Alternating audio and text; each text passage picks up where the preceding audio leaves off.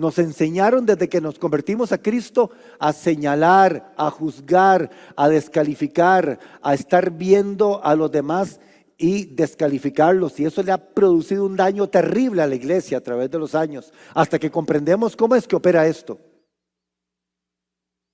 y cómo es que Dios te ve.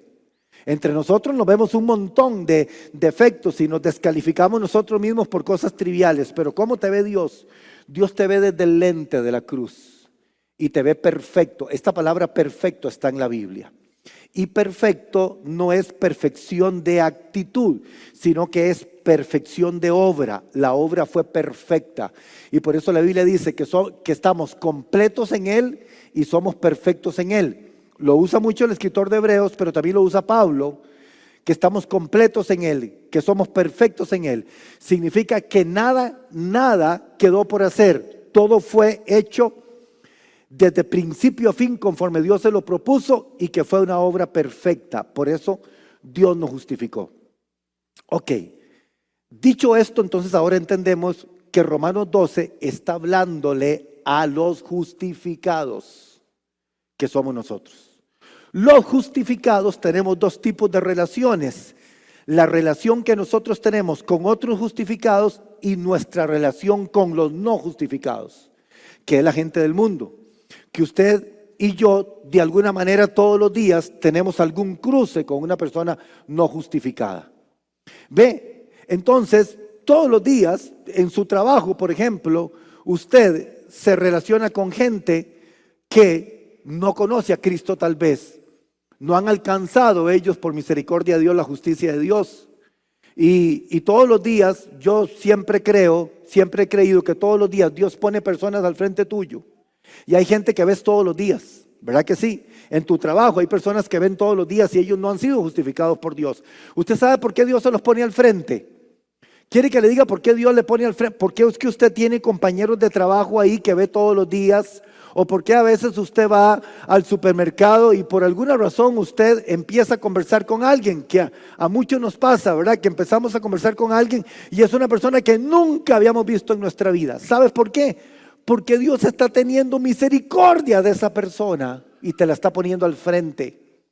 Dios está poniéndole, nunca se le olvide esto, Dios está poniendo al frente de un justificado a una persona que no ha sido justificada.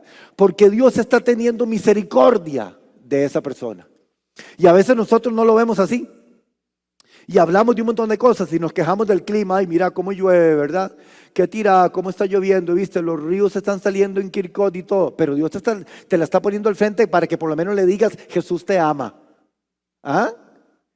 Y no es para que usted se queje de que qué calor que hace y que no. Es para que usted por lo menos le diga, ¿sabes una cosa?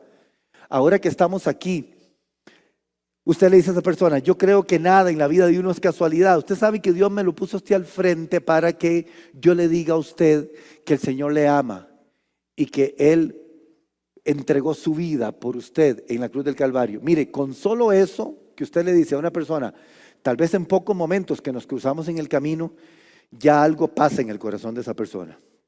Porque la palabra de Dios nunca vuelve vacío. Entonces, esa es la relación de nosotros, los justificados, con la gente del mundo, con la gente que no ha sido justificada, y nuestra relación entre nosotros como justificados. Todo esto nos llega a comprender, nos lleva a nosotros entonces a comprender qué es lo que el Señor está hablando en Romanos capítulo 12, versículo 1. Quiero que observen bien el versículo, hermano, porque es precioso, y aquí vamos a aprender todos de este versículo.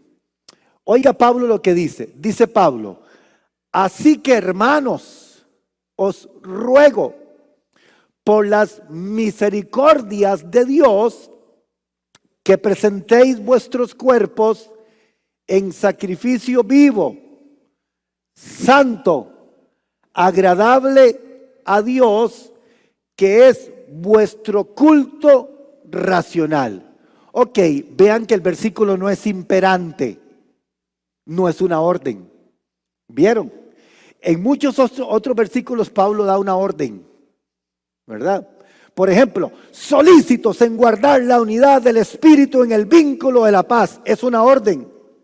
Andad en el Espíritu y no satisfagáis los deseos de la carne, porque los deseos de la carne es contra el Espíritu y estos se oponen entre sí. Es una orden. Pero esta no es una orden. Es un ruego. ¿Vieron? Es un ruego, no es una orden. Pablo dice, así que hermanos, os ruego, por esto que estamos hablando en esta mañana, por las misericordias que el Señor ha tenido en cada uno de nosotros, que presentéis vuestros cuerpos en sacrificio vivo, santo, agradable a Dios, que es vuestro culto racional. Ok, vamos a desglosar un poco este versículo 1, Romanos 12. Pero observen lo que dice 2 Corintios 5:10, que este versículo siempre yo lo tengo así en mi mente. Así me golpea en las paredes de la mente este versículo cuando hablo de todos estos temas. Me golpea así en las paredes de la mente porque dice Pablo que es necesario que todos nosotros comparezcamos ante el tribunal de Cristo. Dice, para que cada uno de nosotros reciba según lo que haya hecho mientras estaba en el cuerpo, sea bueno o sea malo. O sea, la Biblia dice que de todo vamos a recibir, o bueno o malo, mientras estuvimos en el cuerpo. ¿Qué significa esto? No significa un juicio para condenación.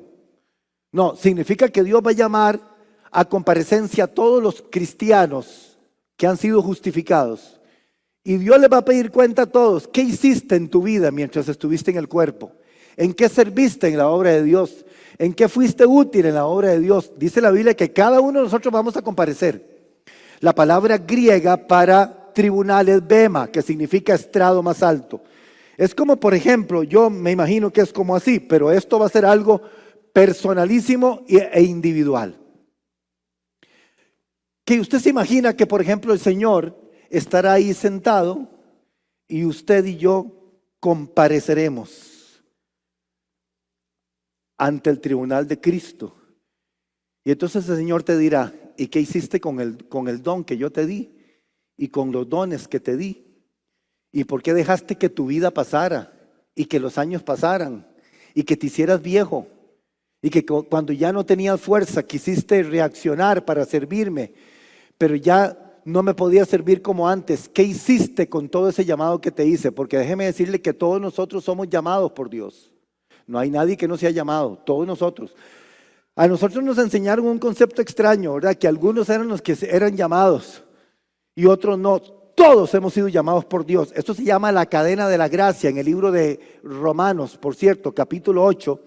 Desde el versículo 28 en adelante, Pablo habla de que que primero Él nos conoció, luego nos llamó, luego nos predestinó, luego nos justificó, nos perdonó y nos glorificó. Todo eso se llama la cadena de la gracia. O sea, eso significa que no hay nadie que se escapa. Todos nosotros tenemos un llamado de Dios. Y que Dios nos va a pedir a nosotros cuenta por ese llamado.